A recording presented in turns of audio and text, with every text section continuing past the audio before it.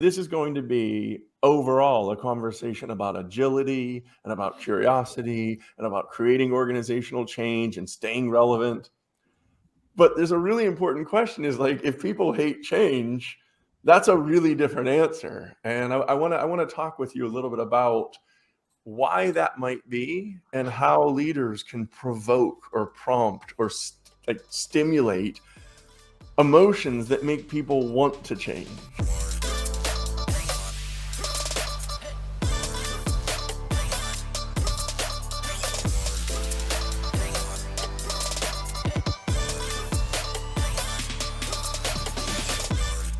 I wanted to start with a poll. So I'm just really curious to have people respond in your own experiences. You know, this is a very high change environment that businesses are operating in. Do you kind of feel like people like change or not like change? Let's take a look and see what your own responses are. And while you're voting and, kind of thinking about your answers and so on, I find it really interesting to think about, like the two sides of this coin. So I don't know, when will we get our answers? I don't know if I should wait to see the answers or start talking a little bit. That's a great question, Dan. So I'm actually seeing, I'm opening up the polls. So we've got 63 responses already. That's pretty nice. So far, we've got actually a strong amount saying 75% saying a no. Yes. They do not like change. Yes. And it's changing as we go. Somebody just hit the poll for me. Where did it go?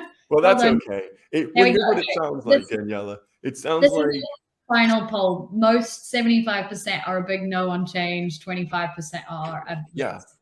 And so let's talk about that, because I think this is a great place to start the conversation, because this is going to be overall a conversation about agility and about curiosity and about creating organizational change and staying relevant. But there's a really important question is like, if people hate change, that's a really different answer. And I want to talk with you a little bit about why that might be and how leaders can provoke or prompt or stimulate emotions that make people want to change. And I think that's I think that's hard to do, but possible. And that's what I'm intrigued by. That's what I help companies with right now. And so let's do this.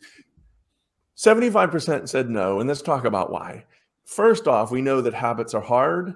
And in order to change a habit, you have to go out of your comfort zone. And like they call it a comfort zone for a reason, because it's comfortable, And so the whole notion of struggling with new behaviors and feeling awkward, that's a really big problem. And you folks were just talking about psychological safety.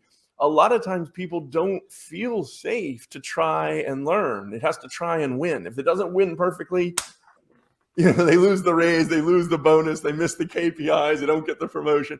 So there's a lot of threats swirling around change, which is, can I even do it? And if I do it, do I have to do it perfectly the first time? If the answer is yes, then no thanks. I'll do change on the weekends when I learn a new song on my guitar, So I'd say okay, so that's really interesting. The second thing that makes change really difficult, I think, is the brain is a cognitive miser in some ways. So it looks for routines because that saves energy. But sometimes we're in a groove and it becomes a sort of a rut, because what works and solves problems for a while, and then we develop a certain competence and it feels like we work, the comfort of that sometimes allows us to become irrelevant. And so we don't like change in part because we feel like we've got a routine, and we save a lot of energy by staying in that routine. So it's hard. On the other hand, what I think is worth remembering is that humans love change. The trick here is to remember to compare us to the other animals. That is really the trick. We are the change species. We love change. And while each and every one of us might not like being outside our comfort zone, as a species, we're the ones that don't accept what the world has to offer. Do you know what I mean by this? Here's what I'm saying is, right now, there's a pandemic that's threatening our species. Well, we don't just take that. We don't accept it. We have different companies spending billions of dollars trying to sort out a way to make us resistant to that disease, and then we're going to distribute that all over the world.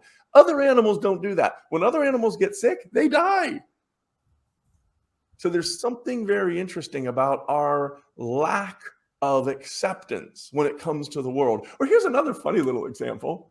Like other animals that don't have wings, they just walk around. Like they don't feel like they need to fly. As a species, we just don't accept that. We're like, oh no, we're definitely going to fly. We're going to fly to the moon. There's nothing on the moon. Do you know what I mean? There was no reason to go to the moon. There's nothing up there. Had to do it. Now we got to go to Mars. There's nothing on Mars. Got to do it. Because we are like this exploring creature that wants to change what's on offer. And we just are not comfortable with what nature offers us. So I really am intrigued by that. And I'm intrigued by the idea that while at an individual level, it may look like we hate change, we've got abundant evidence that we have the emotions and the capabilities that make us almost relentlessly change. Like right now, think about the things we're doing to ourselves. We're doing blockchain, and we're doing driverless transportation, and we're doing digital wallets and digital currencies. We're doing artificial intelligence and machine learning and robotics. And, like, why are we doing that? Okay. So let's now look at a certain part of the brain. I'm tempted to show you a slide. I don't really love slides, if I'm honest, and my slides aren't all that good. This is a fMRI. I think it stands for functional magnetic resonance imaging, but it's basically a brain scan. And it's a way of looking at what part of the brain is activated. And so what researchers do is they have people work on certain tasks. And then when they work on those tasks, they see what part of the brain lights up, like where it gets hot. It's like a heat map. And the part of the brain you're seeing lit up here is called the ventral striatum, and some people call that the seeking system. Jaak Panksepp is the one who called it. He's a neuroscientist that was at University of Washington in the United States. Anyway, he kind of labeled it the seeking system. And it appears that this part of the brain, now there may be others, by the way. I'm not a neuroscientist. I'm a psychology person, but I've read quite a bit about this stuff. And it appears that this part of the brain or this system has at least some responsibility for this innate desire to explore and look for cause and effect with our environment and kind of experiment. And it looks almost certain that this part of the brain uses a drug called dopamine to reward that behavior. So I just want to spend a little bit of time. I mean, honestly, I could talk about this part of the brain for a long, long time because it's probably the coolest thing I've learned in 20 years. As I dug into this part of the neuroscience, I was intrigued and I kept saying to myself, why didn't they teach me this stuff? Why wasn't I given these facts? But let me try to give you 3 facts. The first one has to do with the word innate. Innate means that you have it and I have it and all the people that you work with have it. You don't have to train it. You don't have to build it. It's a piece of kit that's hardwired at birth. So like literally, if you have a little 2-month-old and you dangle something in front of it it's never seen before, like you kind of you show it something it's never seen before, think about its instinct. Like what does a little baby do? Well, one option could be it's new, so it gets scared. And it's like, I don't want to see, I'm scared.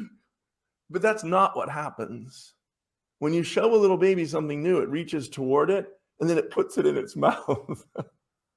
Because this baby has a part of its brain that is urging it from within. It's motivating it from within to reach toward the new. Now, it puts it in its mouth because that's where its nerve endings are really good. And I got to tell you, that's going to kill some kids. Just like curiosity killed the cat, curiosity can kill the kids. And it's true. But do you know how we're going to all die? If we don't learn how to learn. If we don't learn how to get resources from the environment, we're all dead anyway. So the body in its evolution had to find a way to get people to interact with its environment and look for cause and effect. And so that kit is already installed. And then the second thing I wanted to tell you about is this dopamine thing. Like dopamine is a real drug. And somebody like me doesn't know a ton about that. But these neurotransmitters motivate behavior. And you don't really have to ask for that. Like, that's part of what your body does for free. Like, here, let's go to the opposite side of things. When you're walking down an alley and somebody runs up behind you fast and you turn around and they look like they're going to hit you, your body uses fear and releases a chemical. And that fear and that chemical are going to make your body get ready to either fight back or run like hell. I guess freeze, but I don't think that's going to work in this situation. And so the idea that the body has emotions to solve problems and then uses drugs like cortisol for fear and dopamine for this excitement, curiosity. I mean, I think that is so interesting and so intriguing, but I don't think that we talk a lot about that. And when we look at the positive emotions, the ones that maybe come out of some dopamine, they're peak human condition kind of drugs. You know, if we start talking about the emotions of curiosity, excitement, enthusiasm, zest, like, let's even just stop with zest there. That emotion of zest, it starts to feel like life is an adventure that you get to do. That's a feeling that, well, I have right now. But the word zest means that you're getting a feeling that this is exciting and interesting and compelling, and it develops like an enthusiasm that you want to do it. Well, those are real emotions that feel good, and they happen to be emotions that solve problems for organizations today.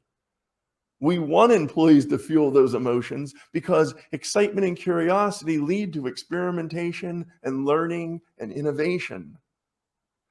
The emotions of curiosity and excitement and enthusiasm, these are the emotions that help your organization change and adapt and stay relevant, and help your employees stay persistent, resilient. It's just really interesting how we haven't built HR around activating those emotions. And in fact, we have built HR around the opposite. We've built up, if you think about like Daniel Pink and kind of Management 101, you know, Industrial Revolution kind of stuff, 1890, 1900, when we kind of invented the way that we hire people and onboard them and then pay them and do KPIs and then threaten them with taking raises and jobs away. You know, that whole performance management thing, that system, the industrial complex, you know, that's 120 years old now, in a time that didn't change all that much when we kind of wanted people to act like robots. Well, now we got robots. You know, we got the robotics and the AI and the machine learning. And so over the next 10 years, I think the question is going to be, how do we activate these positive emotions, not fear and threat and anxiety, you know, because those are emotions that shut people down and focus people, and they make them into like efficiency machines. I think that over the next 10 years, we're going to have to deal with the question is, how do we make people into creativity machines? How do we make them into sharing machines? How do we get them to be learning machines? And these positive emotions are our friends. They not only feel better, so that it lets you keep your best employees longer, but they also help the organization do what it needs to do. So I'm really intrigued and excited about that. It's a golden moment. I mean, it's a golden time, to be honest, because what's good for the organization right now also feels better to the humans within it. Anyway, that gives me a lot of excitement, a lot of optimism, I think. Let me tell you about something. And it really fits in with the conversation you were all just having around psychological safety. I'm going to tell you about a study that Jack Panksepp, let me tell you about a study that he did, and then it got replicated a bunch of times. I think you'll find it really relevant in that context. If you had 100 cages and you put 2 little mice in each cage, pretty reliably they play. They chase each other around and they roll and they tussle and they kind of like play games. And when I say play, what I mean is they're not trying to kill each other. They're like 2 dogs that are chasing each other. They're practicing. They're playing. They're seeing what they're capable of. Now, in half of the cages, Panksepp put in some cat fur, some dander from a cat. And in those cages, all play stopped. They didn't chase each other anymore. They didn't tussle or rumble anymore. They basically got in their separate corners and they covered their butts. They basically became hyper vigilant, looking for the threat. Because evolutionarily, for a mouse or a hamster, a cat is a threat. Now, here's the really interesting thing. Not only did the cat fur stop play, when the scientists removed the cat fur, play did not come back. A day, 3 days, 5 days later, zero play. The other ones in the other cages, they're still playing. On average, 49 times a day they're playing. But once you got the cat fur in there, play, experimentation, it goes to zero. It took 3 weeks to even get up to 20 play solicitations. They didn't even get to half. So my point here is to say that we've got a fear system that uses threat and that uses a drug called cortisol, and that makes us focus and it makes us really hyper vigilant. But it doesn't allow us to try new things and play around and experiment.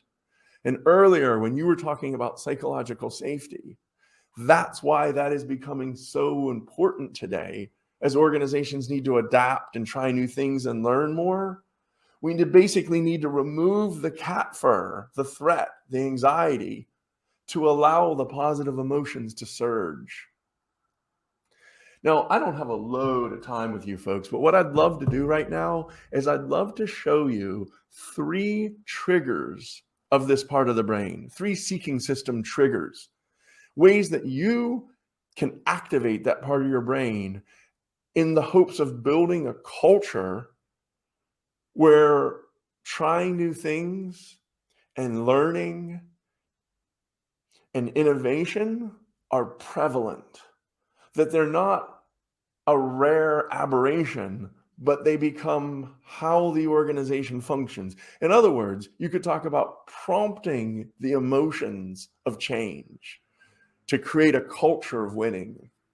That's what I'm really most interested in right now. 3 ways that can activate the seeking system. There might be more. I mean, I don't know. There might be 20 for all I know. But I can tell you that these 3 are evidence-based. I wrote this book called Alive at Work, and I've given 2 chapters to each one of these triggers because these work. They make that part of the brain light up. Now, I'm not even saying that I understand why it lights up the brain all the time. I mean, prompting curiosity through experimentation, I'll give you some examples of that one. It's a direct link. But the emphasizing unique strengths and trying to focus on who people are when they're at their best and when they're sort of doing the unique thing they do, I'm not sure why that lights up this part of the brain, but it does. I'll tell you about some of the science there. And then the third one, experience impact beyond the money. That's the idea that looking for your effect on the world, looking for your impact on other people. And what I thought I'd do is just spend like a little over 5 minutes on each one of those. Maybe for each one, I could give you like a study and maybe a story about companies that have activated that part of the brain by using these triggers. And I do want to keep some time for open Q&A. I genuinely think that's what makes this sort of better than a TED Talk. And so I want to leave that time before I wrap up. Okay, so let's talk about these 3 triggers. The first one that I mentioned is you prompt curiosity. And I'm guessing a lot of you know about that already. You know, these would be the hackathons. These would be the 3-week sprints. These would be the opportunities that employees get to play around. Not that their job is determined by it, not that their raise or their bonus, that there really are not consequences. So some examples of this would be 8 years ago, I had a colleague, a student in a class. He was quite senior though, and he was a leader at KLM Airlines up in Amsterdam. And so at the time, social media was starting to be a pretty big deal. Like Facebook had just hit 1 billion unique users. And we're talking about that in the class and everything. And he said, listen, I run a really social business, but I'm not using social media. It's using us. So what's interesting is he went back and did one of these experiments where he got all his employees in a room, over 100 employees, 109 employees, got them all in a room. And he asked them, how many of you people are really into social media? Like, how many of you use Twitter? And some hands went up. And he said, how many of you are using Facebook? And more hands went up. And he said, what about Foursquare? And some hands went up. And he said, by the time he was done, loads of hands are up. He asked the question, how many of you would be willing to help me use social media, like at KLM? And they said, what do you mean? And he said, I don't know. I don't even know what it is. Like me at the time, he had never posted. He never got on LinkedIn. He didn't know what Twitter was all about. And I mean, I'm telling you, I use Twitter now at Dan Cable 1. Please join me. I'll get some dopamine rush. But I didn't back then. 3 years ago, 4 years ago, I started using Twitter.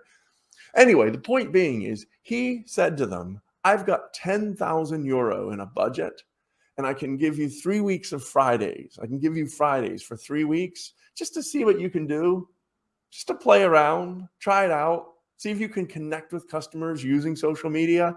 I don't know what you'll do. Well, most of the people did not want to try, but 7 people did.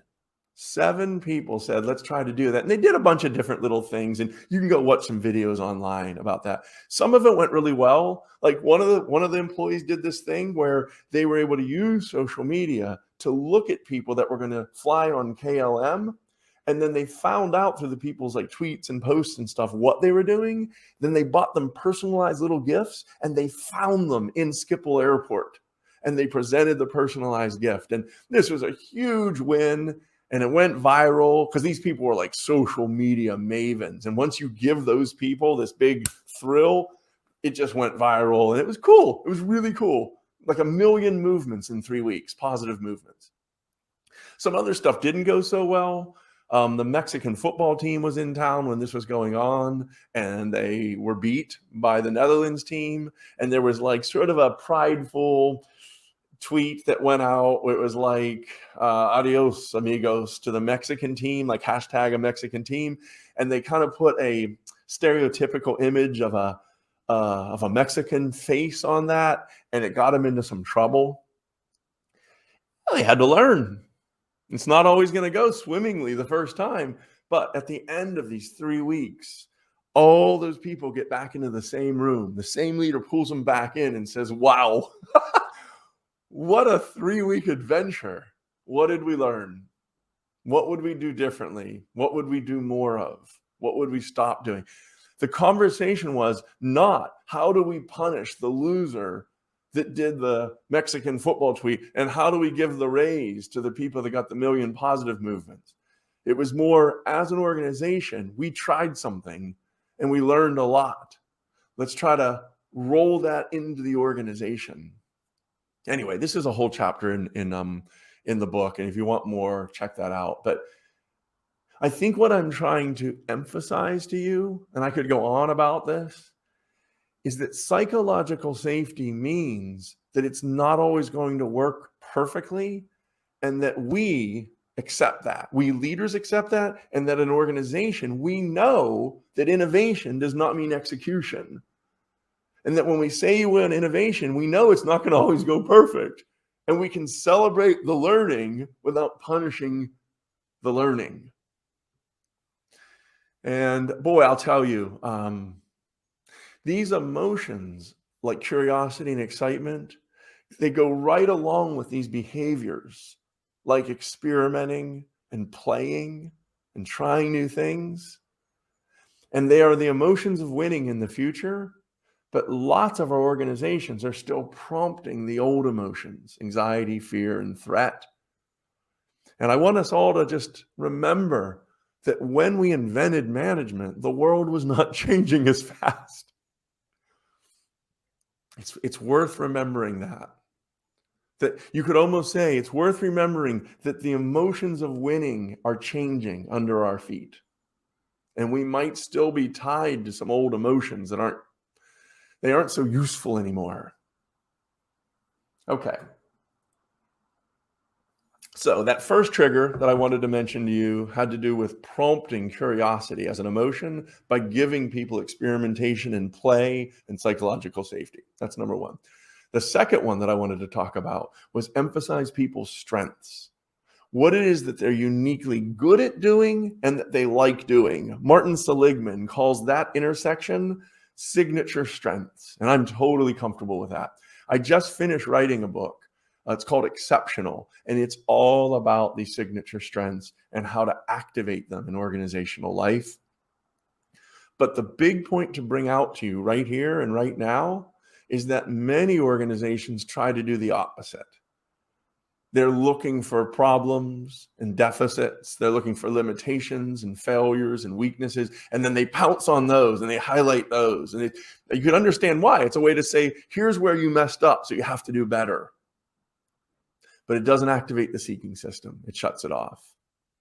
If you want to be in the business of activating the seeking system, you sort of look for ways that the humans are unique and valuable in terms of what they bring to the party. Like, let me give you an example. Earlier, I heard you talking about onboarding and how valuable onboarding is because it's that first chance to make a first impression. That's a big deal. Anyway, we did this study. I did this study with Francesca Gino at Harvard and Brad Stotts. He's at North Carolina. And we did this study. We went to Wipro, which is a big tech firm in India. And they have a call center.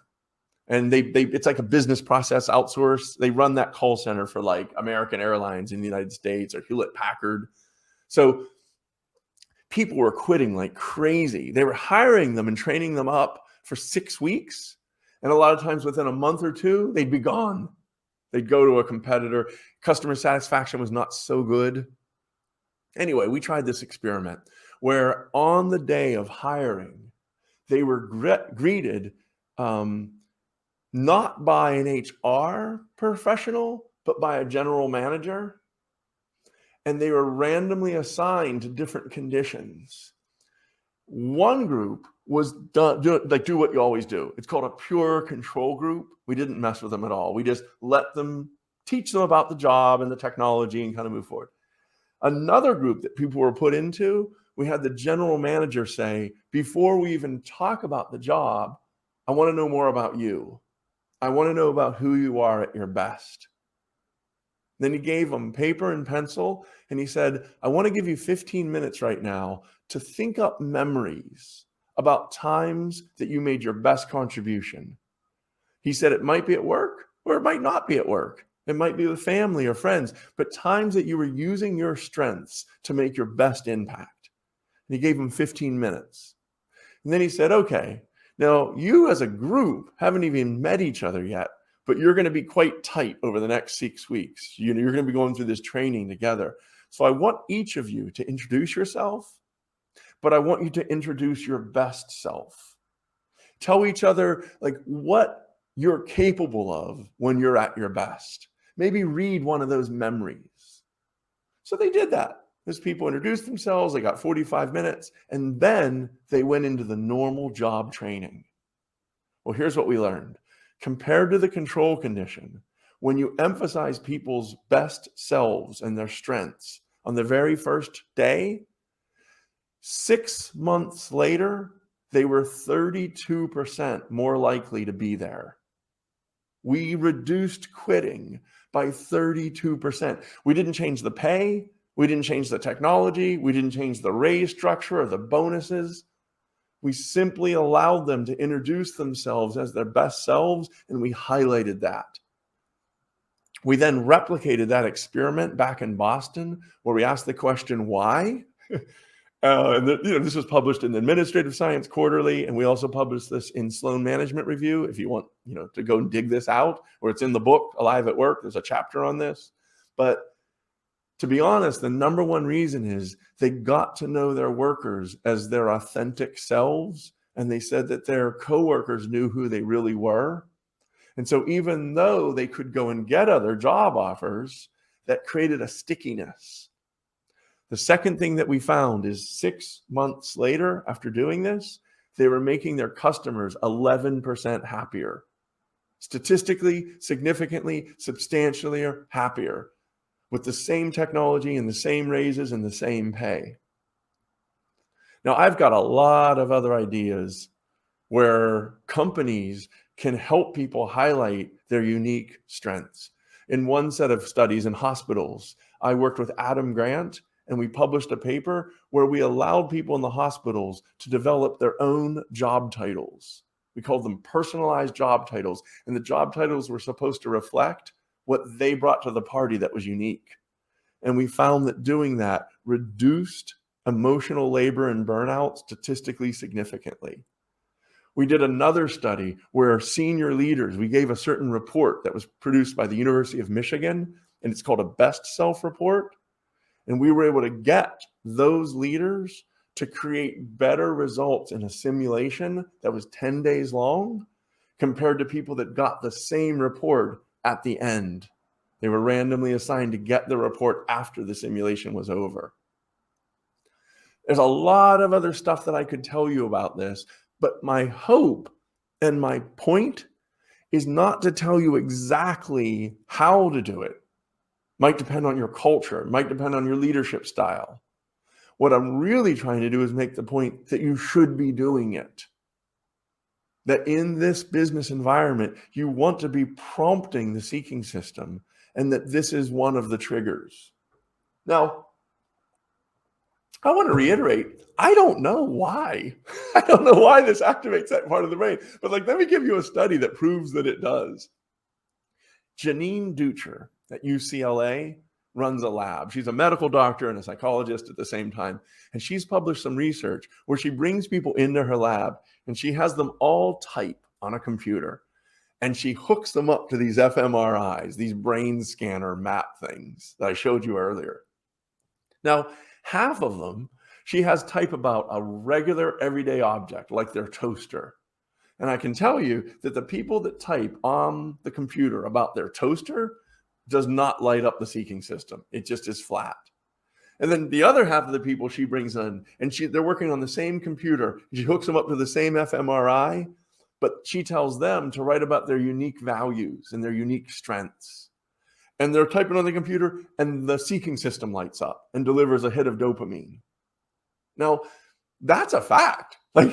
That's literally a piece of science that suggests that for some reason, when you allow a human to think about and reflect on who they are when they're at their best, the brain likes that. Now, I don't know why, but it releases these positive emotions and it releases this dopamine, and it opens them to learning and experimentation and trying new things and being positive and being excited.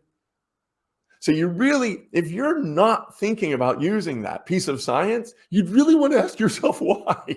If we now know that about humans, why do we run organizations where we scare them and make them anxious 10, 12, 14 hours a day? Why do we shut off the very part of the brain that we need to help our organization thrive? Okay, and then the last bullet, I just want to spend a little bit of time on this last bullet, and then we'll shift towards some Q&A. The last bullet has to do with personalizing purpose. Now, purpose is having its heyday. Even CEOs and senior leaders that are well away from human resource management, they now got the message that the employees want to have some sort of purpose. But a lot of times what they think they need to do is go off site and develop a purpose statement. And they'll spend a day or 2 days working on that, big leadership team. That's not what I mean. One thing that it's very important to remember is this part of the brain is an emotional system. We have to feel emotions. When the leadership team goes off and develops a purpose statement, like Lego, like we build future engineers, or, Rabobank, banking for food, those sound nice, they're good advertisements, but most of the people within the organization don't really know what that means. That doesn't necessarily help them feel anything. When I talk about personalizing purpose, what I'm talking about is managers and leaders allowing employees to see the impact of what they do all day long.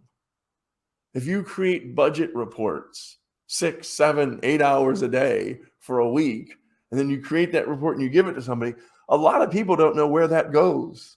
They don't know who uses it. They don't know if they've made mistakes. They don't know what part of it is particularly useful. That's a decision that we made in 1900 during the Industrial Revolution, where we cracked jobs into tiny little nuggets of hyper specialization. And then we assumed that people didn't need to see the effect of what they did. Well, that's not the way the brain evolved. The brain evolved to want to see the impact and learn from the environment. So let me give you a study around this one. In Boston, there are loads and loads and loads of little cafes, like most cities. And Ryan Buell, who is at Harvard University, did this study where they went into about 100 cafeterias, and half of them they randomly assigned to a condition where they put an iPad so that the chef could see it. The chef is in the back.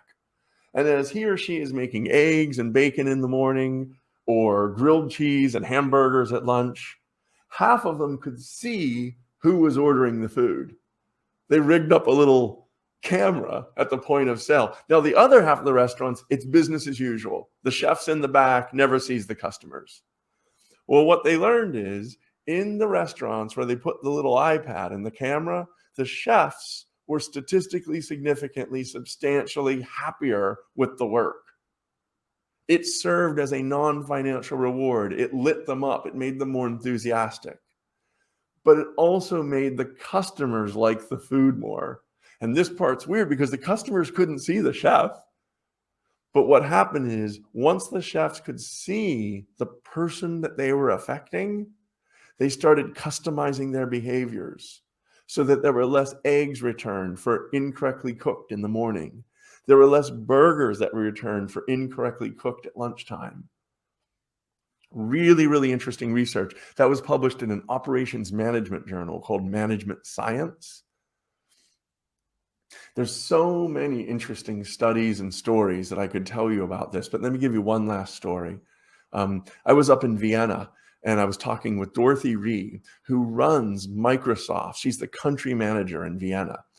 And she's doing a thing now that I think is fascinating and powerful, where when Microsoft wins, like customized consulting work, that's one of the things Microsoft is doing now, is they go into companies and they're helping them go digital.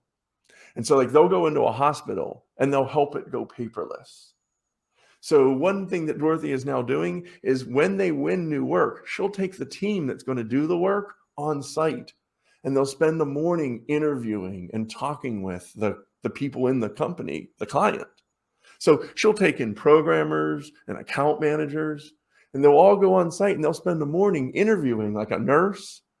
Like they'll say like, how is going paperless going to affect you? Or they'll interview a doctor or a scheduling assistant. How is going paperless going to affect you? And then they'll all go back and do the work, knowing firsthand who I'm going to affect. It not only ignites them, it makes them more enthusiastic about the project. It also allows them to innovate and think up their own creative ideas for how to help those people.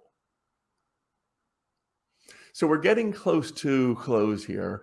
What I want to do is emphasize that these seeking system triggers don't take a lot of money. They take a different mindset. You don't need a big budget. You don't need to rewire the organization chart. You don't have to change the performance management system. What you need to start doing is thinking about, as leaders, are we activating people's seeking systems? And if not, why? I think that is such an important question going forward. Along with that, I want to share with you one last thing. It's something that I don't generally do, but I actually think it's really intriguing, and it can kind of create a little bit of a wow. Oh, by the way, if you want more of this stuff, those are the two books that I referenced, Alive at Work and Exceptional. Follow me. I tweet like something every day or every other day, books I've read, things I've seen. And I have a podcast with a comedian. It's called Squeezing the Orange. We basically take real science, like actual published articles that are peer reviewed and then published, and we squeeze them for their best bits, and we do it in hopefully a funny way. So if you want more, check that out. But the last thing I wanted to do for you, I wanted to share with you this picture. And those of you that are at home checking this thing out, do you notice, what do you think this is, first off? I'm really intrigued. Like, what do you think that thing is right there, that picture? Well, do you happen to see that there's a little dot that's like 3/4 down, 2/3 down, and a little bit to the right? And there's like a ray, and there's a tiny little dot there. Well, that's Earth. This is a really incredible picture. We're small, exactly. What happened is NASA sent a spacecraft called the Voyager out into space. And when it got 40 billion kilometers from Earth, it turned around and took a picture. Kathleen, you've seen about it. And it's called the pale blue dot. This is the pale blue dot, and we are on there. And what's weird is not only are you and I on there, all the humans that have ever existed are on that little dot, that little speck, just floating in space, so tiny, so tiny. What's so powerful about this, number one, is it creates an emotion in me called awe. When I see how little and insignificant this tiny little speck, it kind of reminds me of something about how bad are we really going to hurt it if we try to make it better? So many people are so worried about trying a new thing because we've made them afraid. And if we could just switch that around and open people up to what's possible, these positive emotions. Anyway, that's number one I wanted to share with you. And number two, I wanted to share with you the concept of a legacy. I mean, here's something, so many leaders, I work with quite senior leaders, a lot of CEOs and CFOs and COOs and so on. And they talk a lot about their legacy and like what they're going to be remembered for. And the answer is nothing. None of us are going to be remembered for anything. I mean, if we're honest, we are such a tiny little speck on such a tiny little speck. And while they're thinking about what they're going to be known for, what I try to reply is, think about the impact you're having on your workforce today. As a leader, we have so much influence on how work feels. And most people on this tiny little speck of a planet hate work. And they see it as a necessary evil. And they wish they could just commute right to the weekend. And it's threatening and it provokes anxiety. And it's a horrible use of their time and energy. And they feel like blatantly underused. And leaders are able to ignite a situation where work feels like a special case of real life, and people are learning and trying new things and helping the organization grow. So I'm just really interested in this idea that when we think of legacy, maybe it would be more useful to be thinking about the effect we have on other people today and less focused on some far-flung, generations from now. In fact, let me end with this. Generations, I don't even know my own great-grandparents' names. I don't, do you? You have 8 great-grandparents. Do you even know their names? I mean, this is what I'm talking about. Like, our own families aren't even going to know our names in 2 generations. So I think that the idea of saying, who do we impact on a daily basis and what kind of an impact can we create? I think that's the legacy that I'm interested in. So thank you so much. I hope that you got a couple of ideas that are actionable. I hope that you're a little bit intrigued. And let's see if there's some questions, Daniela.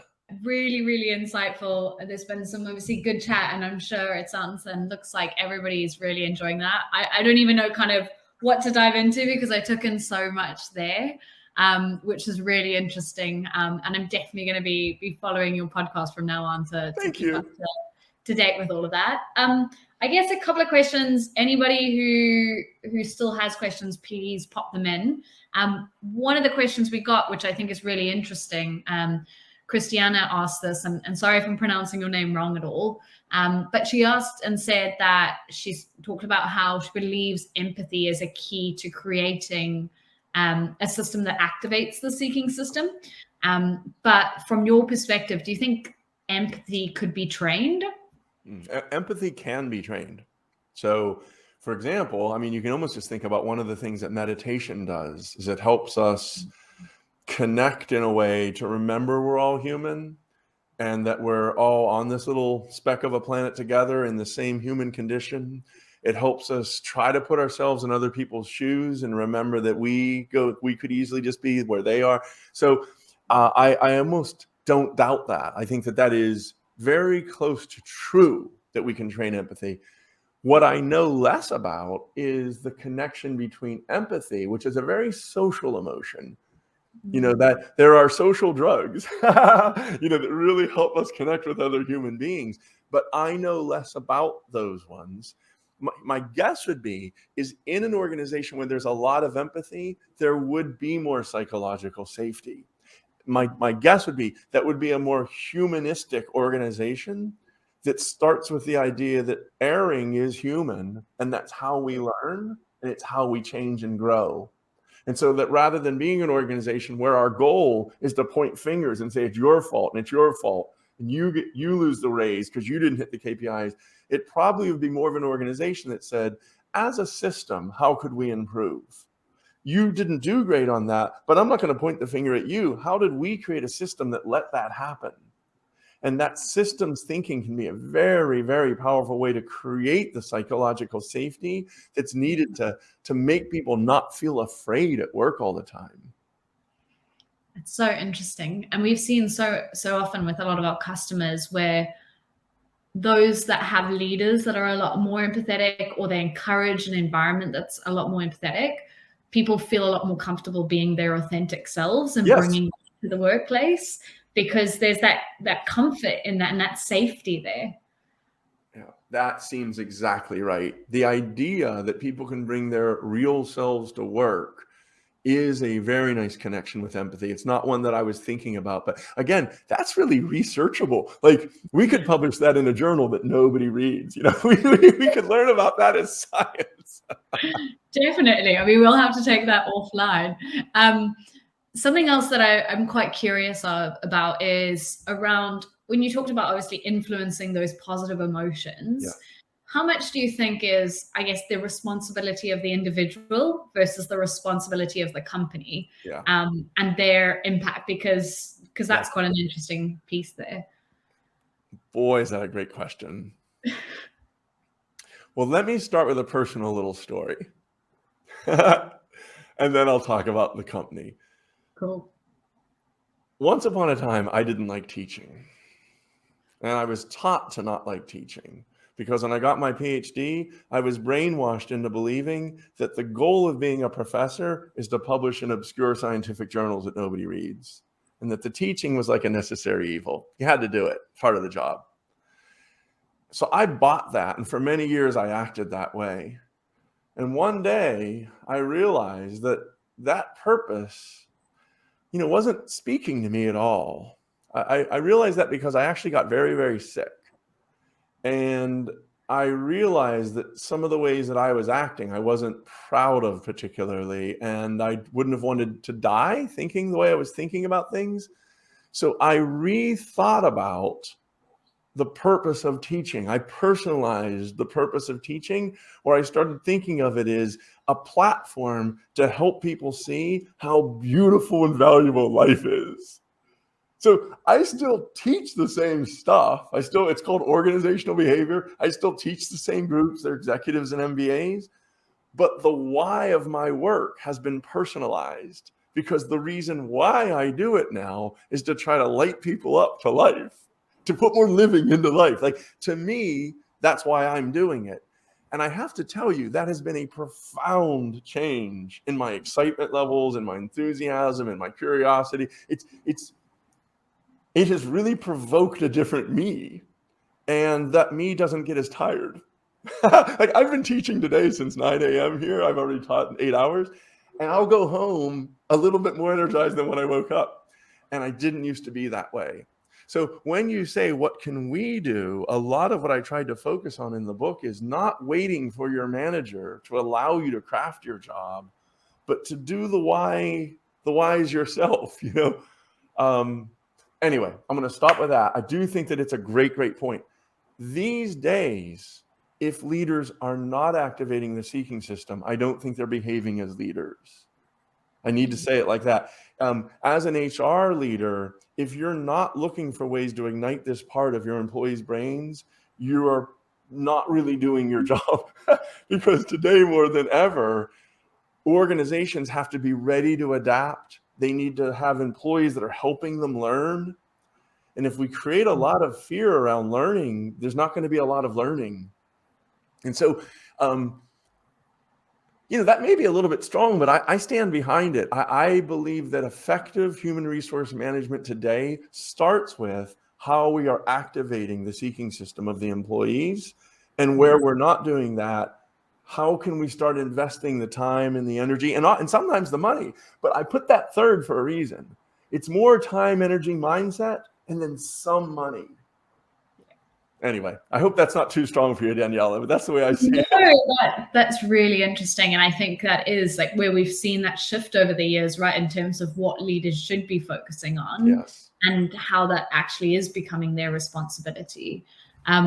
I know that we've sort of reached the end of our time, which is crazy to think how quickly that went. No. A couple more questions. I don't know, Dan, I know you had a hard stop. Do you have time for maybe one more? Yeah, we can do one more. We have to do one more. Yeah. There's some good ones here. It's hard to pick a good one, Daniela. It's really hard. There's so many good ones. I feel like the fair side of me is I'm gonna go with the first question that came up because that feels fair, but there's loads of good ones. Something Kate asked was around, she said that like she sees a culture of consumerism in many organizations and people want to be given information, they want to learn a lot. But she said, how can they encourage people to seek learning and experimentation versus, building processes, but how do you actually encourage people to actively go for that? It's a big question. It is. It's a great question. It's a big question. It's not the kind that there is a pat formula, but let me say a couple of things because I actually think it's the right question. Let's almost take them in reverse order. First, if you want people to be coming up with ideas and trying new things and so on, I think that connecting them very directly with the user of their product is a first step. I think the idea of, for example, each leader could meet with each employee and say, let's talk about your customer and let's talk about your customer's customer. It's the idea of saying, who would you say uses what you do all day long? Let's just break apart your job and think about the products and the outcome of what's the output of your job and then who uses it? And use that conversation. Again, no money here, but use that conversation to start to get people, if they don't know, as a leader, a great response is, why don't you take a week or two and over the next week or two, try to learn. Let's have this conversation again in 2 weeks. And let's talk more about who uses what you do all day. Try to figure out what it's like for them when you make a mistake and what it's like for them when you really do it well. And what's that starting to do is starting to help people get connected with the why of their work in a way that isn't a flag or a coffee mug or an ad. It's getting the personalized purpose. I think that's really powerful and important. That's number one. Number two, once you have that conversation, to start asking questions like, what ideas might you have for improving the value of what you produce? What kind of strengths really light you up? What sort of output really seems to connect with you? Like, how can I, as your leader, help you do more of what lights you up? And that's going to the second in reverse trigger of what is it about you that you're good at doing and that you like doing? Now, listen, you're not going to be doing that 8 hours a day. You're not going to be doing that even 5 hours a day. But as a leader, let me try to get you there a little bit every day. And then we'll see what evolves. We'll see if we can craft your job across time to be more of what you love doing. That relationship that you would create by having that conversation is gold. It would change the dynamic. It would create loyalty and trust and positive emotions instead of, critical, threatened, worried. That's two. And then the last one would be, allowing them to start playing around with their ideas. And, that might be over the course of a 3-week sprint, or it might be over the course of just a day, like a hackathon kind of day, but something where they not only articulate those ideas, but they start trying out a new way of doing the work, or maybe a new way of creating a product. I don't know what that is, but allowing them the space to play and try and not just be cerebral. I think that those, again, none of that takes a lot of money, but I think that would change the conversation. Anyway, Danielle, that question was better than this answer, but that's what I have time for. No, I think that was so interesting, and it's so true around, like, I often have that discussion around how do you align what really drives and like excites someone with actually what the business needs. Yes. And how do you make that connection? That's a great conversation.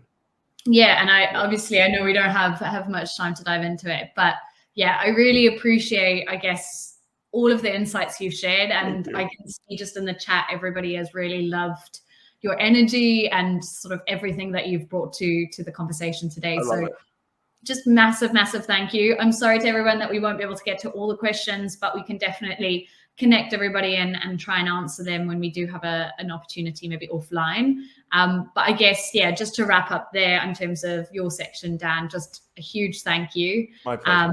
And yeah, it was really good and so much today. Good. Well, I'm going to head on home now. Have a great day, everybody. And thank you for being here. And thanks for listening.